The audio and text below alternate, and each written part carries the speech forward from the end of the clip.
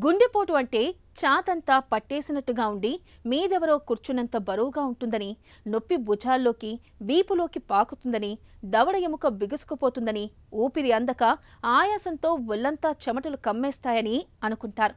నిజానికి ఇవన్నీ గుండెపోటు తాలూకు లక్షణాలే. అయితే మారిన మన జీవనశైలి, అలవాట్లు, బీపీ, షుగర్ వంటి జబ్బుల కారణంగా ఇవాళ గుండెపోటు లక్షణాల తీరుతెన్నులు చాలా వరకు మారిపోతున్నాయి. ఒకప్పటిలా నొప్పి తెలియడం లేదు.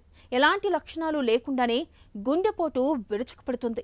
ముఖ్యంగా షుగర్ జబ్బుతో బాధపడే వారికి నొప్పి తెలియని గుండెపోటు ముప్పు ఎక్కువని చెబుతారు డాక్టర్లు. మధుమేహుల్లో నొప్పి తెలియని గుండెపోటు గురించి ఇప్పుడు తెలుసుకుందాం. హార్ట్ అటాక్ అనేది కామన్గా చూస్తే symptom chest pain. Majority of the పేషెంట్కి చెస్ట్ పెయిన్ రావడం వల్లనే హార్ట్ అటాక్ అనేది సస్పెక్ట్ చేయడం జరుగుతుంది.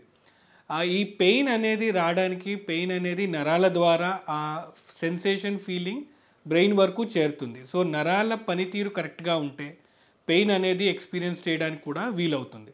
అయితే డయాబెటీస్ వేరే అవయవాల మీద ప్రభావం చూపిస్తూనే నరాల మీద కూడా దాని ప్రభావం చూపించడం ద్వారా హార్ట్ అటాక్ వచ్చిన వాళ్ళకి పెయిన్ వచ్చింది, ఆ పెయిన్ సెన్సేషన్ నరాల ద్వారా సరిగ్గా వెళ్ళట్లేదు కాబట్టి ఆ నరాలు దెబ్బతినడం వల్ల పెయిన్ కొన్నిసార్లు ఎక్స్పీరియన్స్ చేయకపోవచ్చు ఒకటి.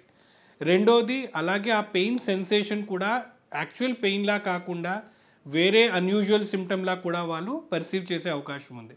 సమ్ అన్ఈజీగా ఉండడం కానీ, వేగ్ సెన్సేషన్లా ఉండి క్లాసిక్గా ఉండే severe chest pain diabetic patients experience చేయకపోవచ్చు. అందుకే డయాబెటీస్ పేషెంట్లో అన్యూజువల్ సిమ్టమ్స్ వచ్చినా వాళ్ళలో హార్ట్ అటాక్ లాగా ఉందనే అనుమానం ఎక్కువగా ఉంటుంది. ఆ అనుమానం తీరడానికి కోసం చేసే పరీక్షలు కూడా ఉంటాయి. సో హార్ట్ అటాక్ అనేది అందరికీ క్లాసిక్గా చెస్ట్ పెయిన్ అనే రావాలని లేదు. కొన్నిసార్లు ఆయాసం రావడము, లేదా వాంతులు రావడము, అన్కాన్షియస్ అయిపోవడము, లేదా అన్ఈజీ ఫీలింగ్గా ఉండడము, నాకు బాలేదు అనే ఫీలింగ్ ఉన్నా కూడా ఆ అనుమానం ఉండొచ్చు.